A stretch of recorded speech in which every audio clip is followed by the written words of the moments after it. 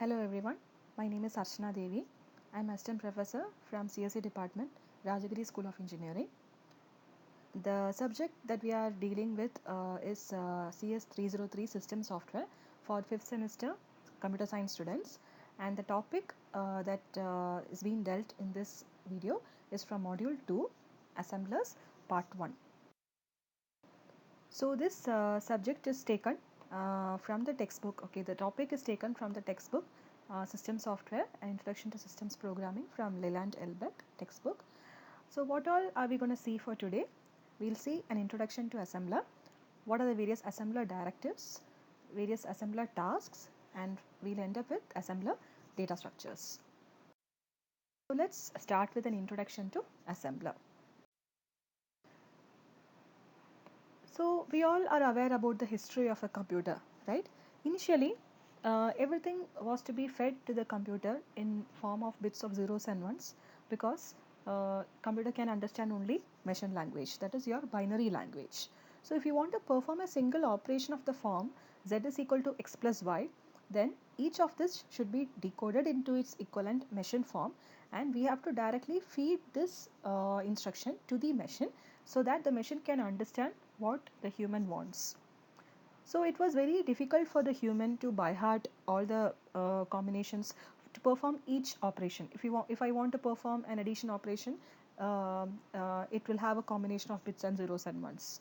And even if there is a minute mistake in the machine code that we provide, the computer may not give you a proper result.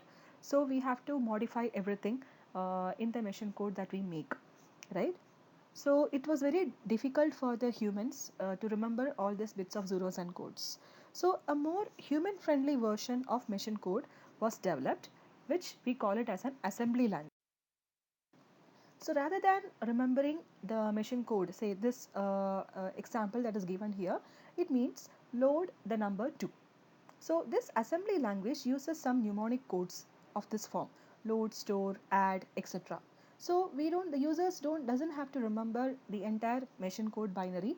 All he needs to do is understand the assembly code and write the assembly code. So if you write this assembly code and feed it to the machine will in some form it will be converted to the assembly machine language, which the machine can understand. Okay, so that is our next aim. We have written the assembly language. It's a human friendly assembly language. How can you make the machine understand this assembly language? So we need some sort of a translator so that the machine can understand, can convert this assembly code to its equivalent machine code.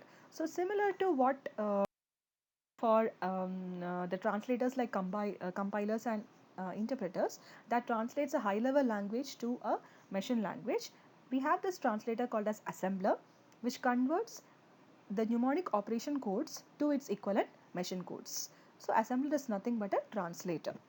So the user writes the program in assembly language, the assembler, and this is what is being fed to the machine. The assembler will convert this assembly language to the machine code. So that is an introduction to assembler. So what we will be seeing in this video, in the first part of this video, is the assembler for the standard version of simplified instructional computer. So the assembler for each architecture will vary. Here we will see how we can write an assembly code for SIC computer, which was already introduced in your first module in this subject. So this is an example for an SIC assembler language program.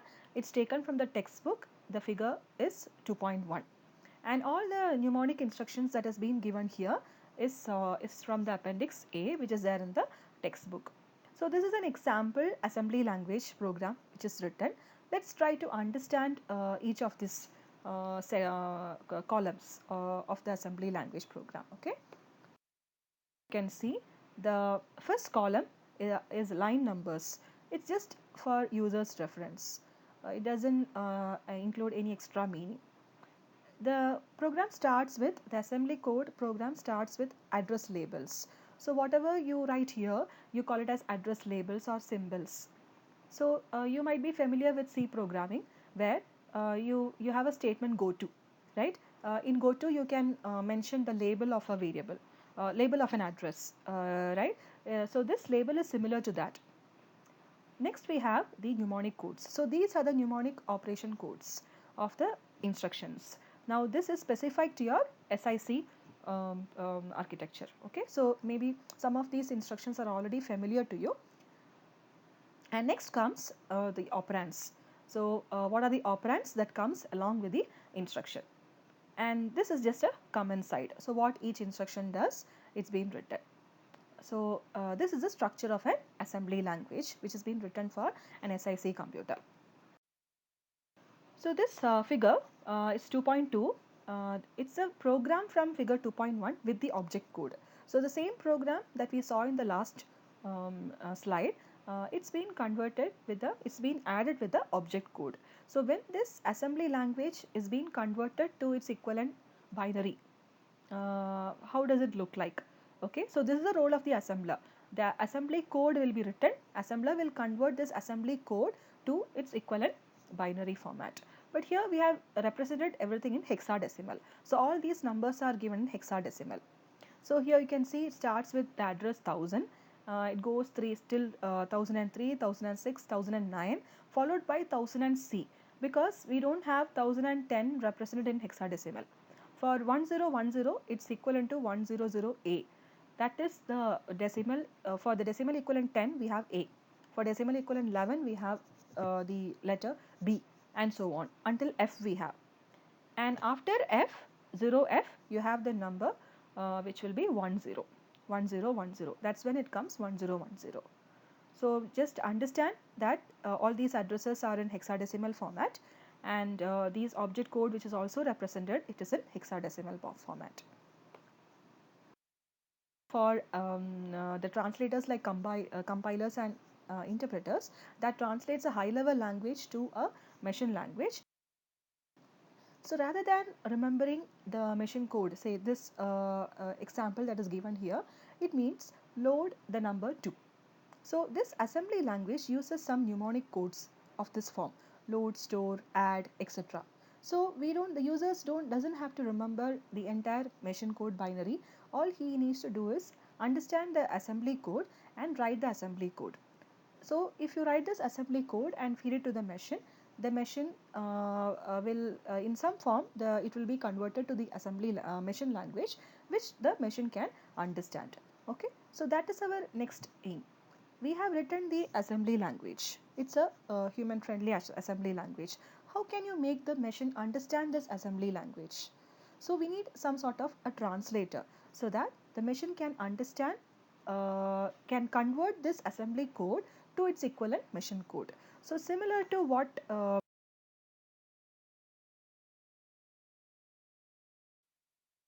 so we'll see this. Okay, this is a label which points to the first address of the this assembly code. So n will optionally have one of the in the yeah, the address of the first executable program. If it is not mentioned along with the assembler directive end, if first is not mentioned, then it will automatically start executing the first statement which is written in the assembly code. So this is taken, yeah, this is the same program code which we have seen. Now let us look at the next assembler directive. And we have byte. So byte is used to generate a character or a hexadecimal constant occupying as many bytes as needed to represent the constant. So what does this mean? In your C program, normally you write statements like, say, int x is equal to 1. So what happens when you have a statement of the form int x is equal to 1? In somewhere in memory, an integer variable called x will be declared with the value 1, and 4 bytes will be allocated to that. So similarly, in assembly language, if you want to do a similar process, you can use the directive byte. So if you look at the statement, it says on the left hand side you have a variable. So this is the name of the variable, name of that variable for which you are allocating some 1 byte, okay, with the character. It says the character EOF. So what happens is, with the character EOF, a byte will be allocated for each of these characters. So a byte will be allocated for the letter E, a byte will be allocated for the letter O and a byte will be allocated for the letter F. So altogether 3 bytes will be allocated for this location EOF. So int x is equal to 1 allocates 4 bytes. Here if you have CEOF, suppose if it was only E and O, then it will allocate 2 bytes and it will name that location as EOF. It will be somewhere in memory. So there is a difference here. You can either use a character C or you can use a character X. If you use a character X, then whatever that is given in the codes will be allocated into a single byte. So this F1 will be allocated into a single byte. So here you can see the address is 205D and the next address is 205E. That means only a single byte is allocated for this variable input. Whereas for this variable EOF, 3 bytes are allocated. So after 102A plus 3 gives you 102D. So 3 bytes is being allocated for the variable EOF and the value E, O and F is being stored into that location. Each byte stores each of these characters. So that is the purpose of the assembler directive byte. Now let us look at the next one. Word. So just like how byte allocates a single byte, here word allocates one word is equivalent to 3 bytes in SIC, right? So here if you have a statement like 3 word, the number 3, somewhere in memory it will allocate 3 words, okay? It will allocate, it will allocate not 3 words, it will allocate 1 word and it will store the number 3 in that word. That's what it means, and it will name that location with the variable 3. So it will allocate 3 bytes. One word is equivalent to 3 bytes and it will store the number 3 to it. Similarly for this statement 0 word 0, it means it will allocate one word or one word which is equivalent to 3 bytes and it will store the value 0 to it with the name 0. That's what this directive word means. That's the difference between byte and word. So here you can see that it occupies 3 bytes. So 2D, 2E, 2F followed by 30, the addresses. So that's the assembler directive word. We have RES byte. So this reserve byte indicates reserves the indicated number of bytes for a data area. So what it means is, look at this statement, buffer RESB 4096. So this reserve byte will reserve 4096 bytes, okay? It will not write any content to it. So it's like it's equivalent to declaring a variable. Suppose if I declare a variable int A, I am not initializing any value to it. So 4 bytes of memory will be allocated and somewhere in memory, and that location name is will be called as A.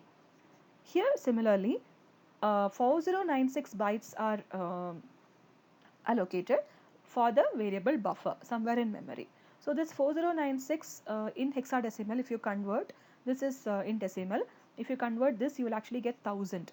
So that's why 1000 memory locations are being reserved. This address is 1039, this is 2039. So here you can see that after 1000 location only the next instruction is being written. So here 1000 bytes is being preserved for the variable buffer. Nothing is being written to it. Okay, so reserve byte will reserve that much number of bytes in a specified data area. So similarly you have, so reserve word, what does it does? It reserves that much number of words in a particular memory area, and the name of that memory location will be written on the left hand side. So this will reserve one word. One word means 3 bytes for the variable RETADR. Suppose if it was 2, what happens? It will reserve 2 words. So 2 words is equivalent to 3 into 2, 6 bytes.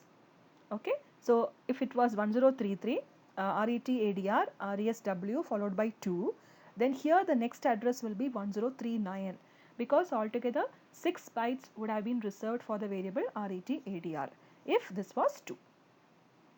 So that is our assembler directive RESW. So these are the various assembler directives that we have seen: start, end, byte, word, RESB and RESW. Now let us look at what are the various functions or the various tasks of an assembler. So the basic function of an assembler is to convert the source program to object code. That is the assembler's basic task. So it will have to accomplish the following some functions. It's not a straightforward method. It will have some many few sub function first steps using which it will accomplish this task by converting the source program that we have seen to its object code. So the various steps are, one of them is to convert the mnemonic operation codes. So we have seen here some of the mnemonic operation like LDA, STL. So how to convert that to the machine language equivalent? That will be one of the tasks. And another one task is to convert the symbolic operands. So whatever symbolic operands is being written, how does that get converted to equivalent machine language format? Then how this machine instructions is being built one by one in the proper format. Then how does the data constants specified in the source program gets converted to the internal machine representation?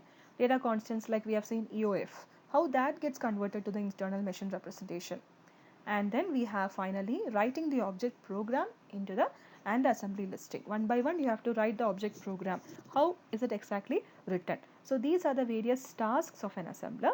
So we will see one of each one, and yeah, let's see the tasks one by one. The first task, it was written in the previous slide that it converts the mnemonic operation codes to their machine language equivalent. Examples: STL is the equivalent opcode is 14. So this is taken from the appendix A.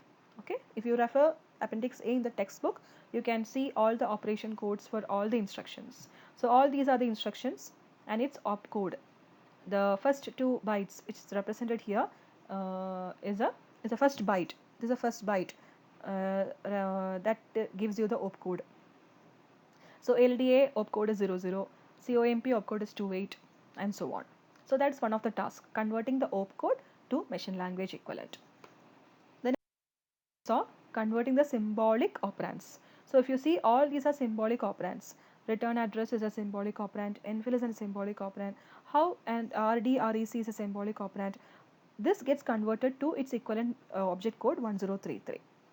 So RET ADR is actually a label which is defined somewhere that gets converted to its equivalent opcode. So this is the address of this RET ADR label. Okay. So now here we have a problem. There is a problem with this step. There is a difficulty in this step. So what is that difficulty? It's referred as forward reference. The difficulty is forward reference. So let's try to understand that with this example. So here you can see, if the assembler wants to convert this RET ADR into its equivalent address machine form, and if the translation is happening line by line, what happens? This RET ADR is a label which is defined at the location 1033. How will the assembler know what is going to be the tentative address for RET ADR, which is a label which is written somewhere later? So it is not possible to assign this address in this second step when the assembler wants to translate this label. Okay, so that is your forward reference problem. So the forward reference is a reference to a label that is defined later in the program. So if the translation is done line by line, we won't be knowing the address that is assigned to RET ADR. So what is the solution to this? We have a solution. It's called a two-pass assembler. So two-pass assembler means and converting whatever tasks was listed for assembler, rather than doing all those steps in a single pass, we do all those 5 steps in 2 passes. So pass 1 will do some steps and pass 2 will do some steps. So this part, 2 pass assembler, it comes in your later part of this module. So here I am just introducing this concept and giving you a very brief idea, because later in depth you will be learning 2 pass assembler. So I will give you a brief idea. In pass 1, what happens? All the addresses, okay, address is being assigned to all statements in the program. So addresses will be assigned to all statements in the program, and save the addresses assigned to all labels for use in pass 2. So for all these labels, copy, first, C loop, nfill, so for this all the addresses will be saved. So you have a data structure called as symtab, which we'll be seeing in this video towards the end, where you all these addresses will be stored in that structure and perform some processing of assembler directives. So not all assembler directives will be processed in the first step, only few will be processed, few will be processed in the second pass. So that you will see again in depth later. And in pass 2, what happens? Generate data values defined by byte word. So you have all this byte word data assembler directives. So generate the data values for all this. That happens in pass 2, and perform the processing of assembler directives which was not done in pass 1, and write the object program converting this to its equivalent object code. Write that. That happens in pass 2. So this is a pass 2 assembler, 2 pass assembler. Now the next task which the assembler performs is converting the data constants. So this data constant EOF, its equivalent value, okay, 454F46 is a value equivalent to EO and F. It's represented in its ASCII format. So whatever data constants you have, that is also getting converted to its machine representation. That also the assembler will perform. And then the last and the most important task is writing the object program. So write the generated object program, and this program will be later loaded into memory for execution. So how do you write the object program? This object program format, it contains 3 types of records: header record, text record, and end record. Let's see all these records one by one. Okay, so let's start with the header record. So as it says, header record contains the program name, starting address, and program length. So what is this header record? Here I have given the structure of header record. This is the object program that is getting constructed with the header record, text record, and end record, equivalent to your assembly language that you have written here. So this is the assembly language program. Equivalent to that, we have the object program code. So if you have to understand this header record, let's take it one by one. The first column says the letter H. So this is the first letter, first column. It mentions the letter H signifying header record. Then the next is 6 spaces, okay, starting from 2. So 2, 3, 4, 5, 6, 7. 6 spaces correspond to the program name. It corresponds to the program name here. So the name of the program is of course copy. So it comes here, name of the program. The remaining few spaces is left out, and then the next 6 spaces starting from column number 8 to column number 13, it gives you the starting address of the object program. So the starting address is 1000. So this gives the starting address of the object program, and the remaining 6 spaces. The remaining 6 spaces gives you the length of the object program. So this is the object program. What is the total length of the object program? So how you can get the length is, this is the starting address. Towards the end of this object program, you will have the last address. So if you subtract that last address with this starting address, you will get the length of the program. So all these records all these fields are being stored in header record. So this is the first header record will be the first row in your object program. Okay. So now let's see the next record, text record. So now the text record, as you can see, it starts with the second row. The first character is going to be the letter T, and the next 6 spaces starting from 2 to 7, column number 2 to 7, gives you the starting address for object code in this record. So you can see the entire object code starting from 141033. So here you can see 141033 till the last. Okay, we'll see in the next slide. I'll show you the last object code. It will be 05. So the entire object code is going to be written in this output format. So that entire text will be written inside the text record. So the since it spans to multiple rows, there will be multiple text records. So the first 6 after the letter T, the next 6 spaces will contain the starting address for object code in that record. Then followed by the next 2 spaces 8 and 9, gives you the length of the object code in this record. So what's the length of the object code? This is the entire object code in this record. So what is its length? That is being given in the 8th and 9th spaces.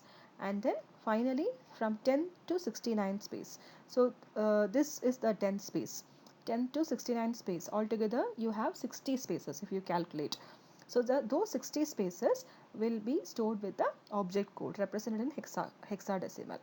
So here you can see 2 columns per byte. So 1 and 4, that is 2 columns. Each space is taken as a column. 2 columns will take 1 byte of data. So this cap symbol, which is being used as a separator, it's only for users readability. Okay, this doesn't exactly come in your object code. Just to understand how exactly it's been split, they have put this cap symbol. Then so as you can see, next is this 60. Okay, let's try to understand what all can be stored in the 60 spaces.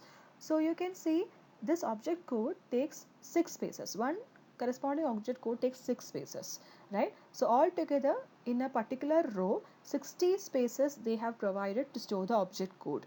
So if one record takes 6 spaces, and altogether if I have 60 spaces, then we can store 10 such records, 10 such object codes, right? So 1, 2, 3, 4 till 10th record. So you can see it starts with 141033, then 482039, followed by the 10th record is going to be your 00102D, 00102D. So 10 object codes will be stored in the first row. And then immediately after that, the second row will again start with the letter T, followed by the next 6 spaces are going to be the starting address of the object code in this record. So after 00102D, the next address is 101E. That is this address, 101E. Next, followed by 15 is going to be the length of the object code in this row. So it again starts with 0C1036. Immediately after 00102D in the previous record, that is 0C1036, followed by 10 records. But here you can see after this 00000, around 4096 bytes is being reserved for the buffer, for the variable buffer. So since that much memory has been reserved, they have split it here, and next it's been spanned to the next text record starting with the address 002039. So 002039. Like this, they will store the entire object code till the last object code value. So this is a format of your text record. Okay. Finally, we have the end record. So this is the structure of end record. End record is your last row in your object program. It just has 2 fields. The first column specifies the letter E for specifying that it has reached the end of the object program, and the remaining 6 space gives you the address of the first executable instruction in object program. So this first variable contains the address 1000. That is the address of the first executable instruction in the object program. So this is the structure of the end record. So this is how the object code is being generated by the assembler. So I hope this is clear. We'll move on with the last topic in this video lecture, which is assembly data structures. So assembly data structures are used by the assembler in order to achieve the tasks that we have seen in the previous slides. The data structures which will be used are there are 3 data structures that is used: optab, which is your opcode table; symtab, which is your symbol table; and loctr, which is your location counter variable. So let's look at all these data structures one by one. Simplest, location counter. So location counter is a variable. Okay, it's a variable. It's similar to your program counter, which you would have seen in operating system, where initially it will contain the address of the first instruction, and then the address of the next instruction that is getting executed will be updated into the program counter. So similar to that, you have location counter here. So it's initialized with the address specified in start. whatever address you have in the start assembler directive, that address will be added to location counter, and then after each statement is being processed, the length of that assembled instruction that will be added to the location counter variable to get the next address. So in SIC the length is fixed, it's 3 bytes or 1 word. So 3 will be added to the location counter variable in order to get the next address. So length of the assembled instruction or the data area to be generated is added to the LOC CTR. So when we reach a label, the current value of LOC CTR actually gives you the address to be associated with that label. How will you exactly get the address of a variable is, if I want the address of C loop, you just have to take that address from LOC CTR. LOC CTR contains a value 1003. So you can take that address directly from LOC CTR for the address of the variable. So that's about location count. We have opcode table, optab. So optab contains the mnemonic operation codes. Okay, what all are being stored in your opcode table? It contains a mnemonic operation code of each of the operations. Then it contains its equivalent machine language equivalent, and SIC instruction format and length. So you remember, you might recollect that SIC XC has instructions of different length, different instruction formats and length is there in SIC XC. So that should also be stored in your opcode table in such cases. So how this opcode table is implemented is by using a static hash table. Static because already all the opcodes is fixed for your architecture, and that opcode will be used as key to this hash table. What happens to this optab is, during pass 1 it validates all the operation codes. Your assembler is 2 pass, right? So all the operation codes will be validated. If it's an invalid operation code, then it will throw an error. Then it will find the instruction length to increase LOC CTR. These two steps happen in pass 1. In pass 2, the instruction format is determined. So what is the instruction format? In SIC XC you have 4 formats, right? So based on that, convert the operation codes to their equivalent machine language equivalent, in that is your object code.